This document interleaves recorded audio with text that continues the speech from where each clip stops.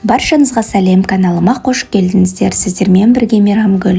Бүгін сіздермен осындай өте дәмді болып шығатын, кез келген екінші тағаммен жей беретін огурцы по-корейски салатымен бөліскім келеді. Барлық керек заттардың мөлшерін видеоның астына жазып кетемін. Ең алдымен осындай таяқшалар керек болады бізге. Осы таяқшалардың көмегімен қиярымызды дәл видеодағыдай кесіп аламыз.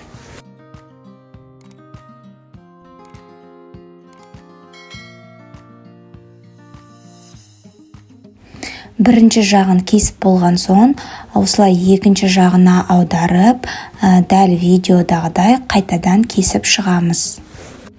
Қазір жаз мезгілі болғандықтан қиярдың бағасы өте қолжетімді бағада, сондықтан бұл салатты жасап көруге кеңес беремін.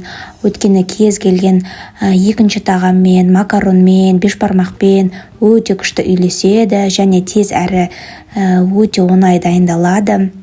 Екі жағын кесіп болған соң, қиярымыз осылай пружинка тәрізді болып шығады. Дайын болған қиярымызды осылай бөлек ыдысқа салып, тұздап, бұрыштап дәмдеуіштер қосамыз. Осы орайда мен қиярға тұз, бұрыш, паприка және орегано приправаларын қосамын.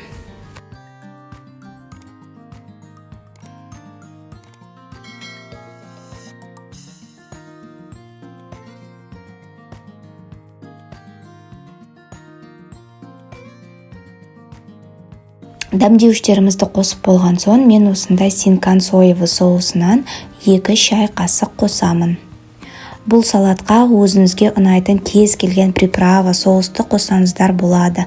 Маған осындай сладкий чили соусын қосқан ұнайды, сондықтан осы соустан да кішкене қосамын.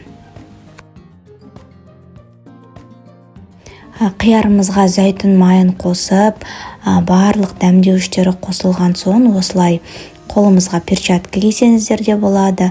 Сосын қиярымыздың араларын дәл видеодағыдай ашып, приправаларын жағып шығамыз. Барлығын осылай араластырып болған соң, бетін жауып 2-3 сағатқа алып қоямыз. Сол кезде дәмі одан сайын ашыла түседі. Салатымыз дайын болды. Осылай ыдысымызға салып ұсынамыз.